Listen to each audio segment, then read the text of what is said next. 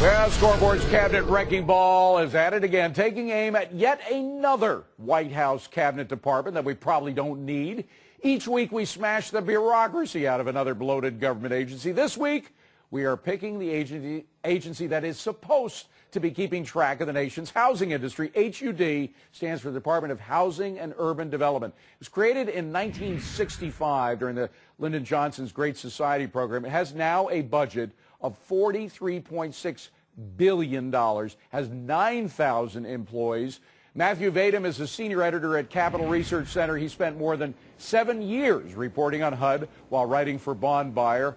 You have my sympathy, sir. He joins us now from Washington. So I did escape from bondage eventually, David. Well, what is this what is the purpose of this agency? Well, HUD is basically a wasteful, fraud-ridden remnant of the failed war on poverty.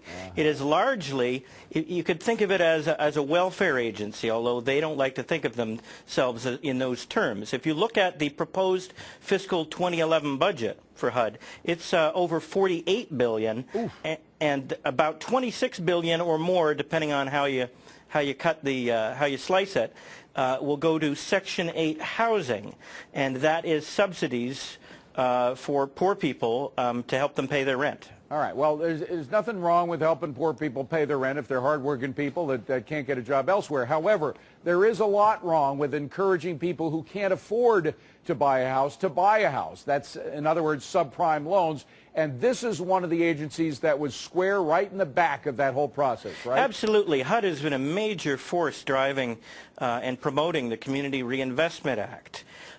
It forced Fannie Mae and Freddie Mac, the government-sponsored enterprises that are now in deep financial trouble. It set lower income lending goals for those two giants and forced them, in effect, to lend money to buy homes, to lend money to people who couldn't afford to buy those homes. And it was a driving force in helping to inflate the now deflating subprime housing bubble. The FHA, the Federal Housing Administration, which also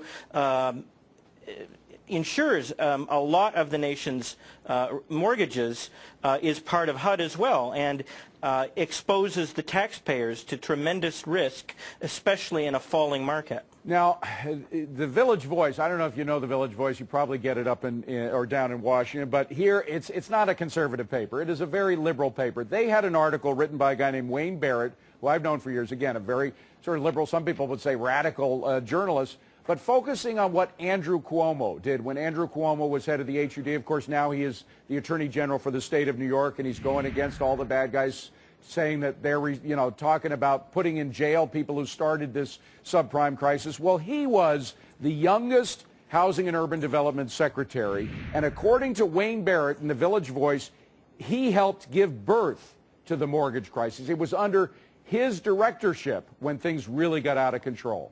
Well, he was he did very aggressively promote affordable housing. He worked very closely with radical left-wing advocacy groups such as ACORN, and he was very aggressive in promoting himself when he was HUD secretary. When he left, he created this beautiful, glossy guidebook about how HUD had fought injustice under his reign and as Secretary of HUD, and it had this spectacular, fiery, this burning cross on the cover, as if Andrew Cuomo was single-handedly, shutting down the Ku Klux Klan. Well, according to this article, he almost single-handedly destroyed the housing market in the United States. Is that going a little too far? Well, I don't think he single-handedly did it, but he was definitely part of the problem. He was pushing to increase home ownership, especially among people who really ought to be renting instead of buying. By billions and billions and billions of dollars. It's all outlined in this piece. Just Google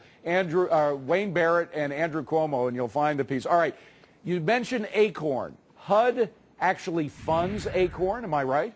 Yes, it does, mostly through grants to ACORN Housing for mortgage counseling and related services, but it also funds ACORN through CDBG, which is the Community Development Block Grant Program, which is basically a slush fund that local politicians use Basically, they give money to their friends and to associations and the groups that they favor. Well, and we know all too well the way that ACORN works. Phoenix, Arizona used a CDBG grant and gave ACORN money to build a community organizing center. Extraordinary. Now, final word, we just got to ask you, could we easily live without this department?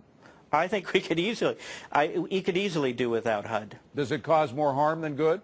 I think it does. It encourages dependency, and frankly, I wonder how it's even constitutional. All right, so that's an easy way to save $50 billion, President Obama, if you're listening. Matthew Vadum, Senior Editor, Capital Research Center. Great to see you again. Thanks for coming in.